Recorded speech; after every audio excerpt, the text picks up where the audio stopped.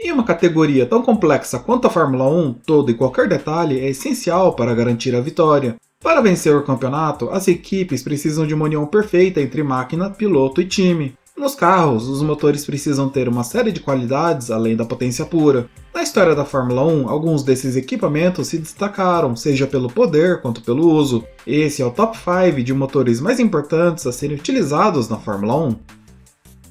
Antes de mais nada, os critérios. Diferentemente de outras listas presentes aqui no canal, essa não tem exatamente uma ordem entre os mais e menos importantes. Como a tecnologia empregada nos motores mudou drasticamente desde o começo da categoria até os dias atuais, não é possível comparar os equipamentos puramente no quesito potência. Também não é possível comparar os motores no quesito inovação, já que isso significaria também comparar os respectivos panos de fundo da criação de cada equipamento. Este top 5 é mais subjetivo, considerando o impacto de cada motor na categoria sem fazer comparações diretas, então a ordem no qual os motores aparecem é meramente uma formalidade. Explicações feitas, vamos à lista.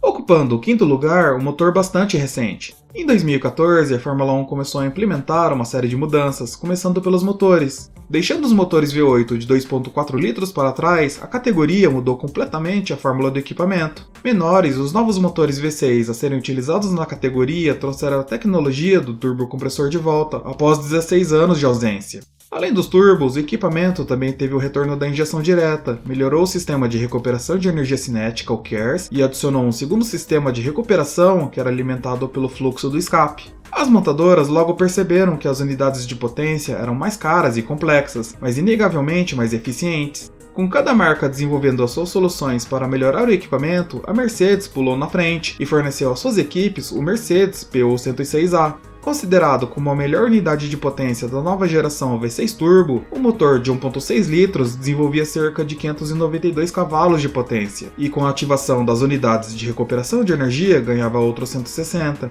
Com maior eficiência térmica e gastando menos combustível, o motor teve como principal diferencial a separação entre a turbina para a compressão de ar e a turbina alimentada pelos gases do escape. A separação entre a chamada caixa quente e caixa fria possibilitou o uso de intercoolers menores, além de permitir um melhor posicionamento da transmissão. Isso deu ao carro maior espaço para o desenvolvimento aerodinâmico, e dessa forma o motor contribuiu substancialmente na vitória da Mercedes tanto no campeonato de construtores quanto no de pilotos.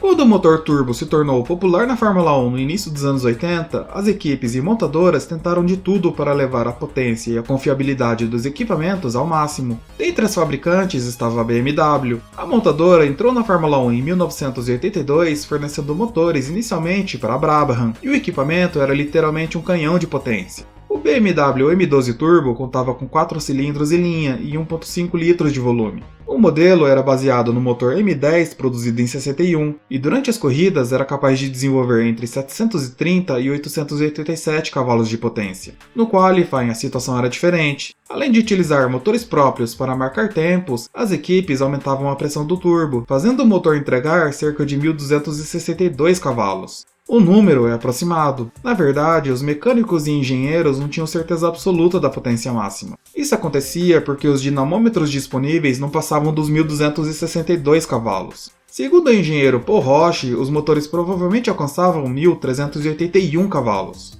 Dentre as diversas histórias sobre o motor, uma acabou entrando para o folclore da Fórmula 1. Reza a lenda que os blocos de motor utilizados para os M12 eram escolhidos a dedo pelos engenheiros, que iam atrás de motores M10 que tivessem rodado mais de 100 mil quilômetros. Isso era feito porque, caso os blocos tivessem problemas de fundição, os milhares de quilômetros rodados já os teriam revelado. O passo seguinte era deixar as peças do lado de fora da fábrica, sujeitos à ação da natureza. Por fim, as peças ficavam disponíveis para os engenheiros e funcionários urinarem nelas. A ideia era de que a urina faria uma espécie de nitretação em metais ferrosos, deixando o bloco mais forte como um todo. É bom ressaltar, ninguém de dentro da fábrica jamais confirmou a história, mas era de conhecimento geral que os blocos de motor passavam por alguma espécie de cura ou processo, tanto que o próprio Paul Roche dizia que a peça era como uma carne bem pendurada, ou seja, algum processo fora do tradicional provavelmente aconteceu. O fato é que o motor foi o primeiro com turbocompressor a vencer o campeonato em 83. A partir dali, a maior parte do grid correu atrás dos turbos, e o motor M12 permaneceu sendo o motor mais potente já produzido para a Fórmula 1. No começo, a categoria utilizava motores frontais nos carros, e isso não era exclusividade na Fórmula 1. Todo carro de corrida que se prezasse levava o motor na frente. Foi nesse cenário que nasceu o Coventry Climax FPF. Originalmente, o equipamento teve como base um projeto para uma bomba d'água portátil. O governo britânico queria o motor Coventry Climax FW para equipar os bombeiros do país, mas o projeto de motor leve e compacto impressionou a comunidade automobilística, que desenvolveu a variação FWA do projeto inicial. Do motor adaptado para o motor de Fórmula 1 foi um pulo. Em 1957, a variação FPF foi escolhida para equipar o modelo Cooper T43, o primeiro carro da categoria a empregar o motor traseiro. A primeira vitória veio no GP da Argentina de 1958, com Stirling Moss ao volante, e a segunda veio com Maurice Trintigan em Mônaco. No ano seguinte, os carros fabricados pela Cooper tiveram 5 vitórias, e Jack Brabham foi campeão mundial. Dado o sucesso, uma quantidade considerável de pilotos independentes e equipes, incluindo a Lotus, passaram a empregar os novos motores Coventry Climax traseiros, e em 1960 foram 8 vitórias para os FPF. A essa altura estava clara a vantagem. O motor posicionado na traseira e mais próximo do centro garantia vantagens na distribuição de peso e equilíbrio, se saindo melhor do que carros de motor frontal, maiores, mais pesados e também mais potentes. Em segundo na lista, o motor que foi o precursor dos turbos. O Renault Gordini EF1 foi o pioneiro no uso eficiente dos turbocompressores. O motor V6 de 1.5 litros estreou na categoria em 1977 e serviu como um verdadeiro laboratório para o que viria a seguir. Na temporada inaugural, o motor não terminou 4 de 5 corridas e em uma não se classificou. Mesmo com o aparente fracasso, a Renault insistiu no conceito, fazendo algumas alterações no carro RS01. O motor foi aos poucos perdendo peso e ganhando alguma confiabilidade, embora insistisse em quebrar.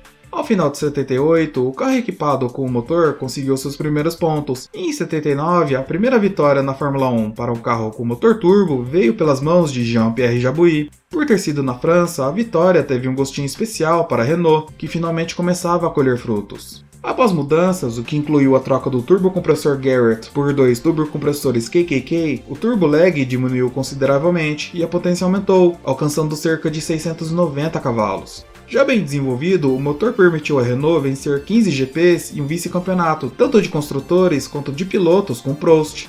O equipamento teve a sua aposentadoria no GP da África do Sul de 1983. No ano seguinte, praticamente todo o grid já contava com motores turbo.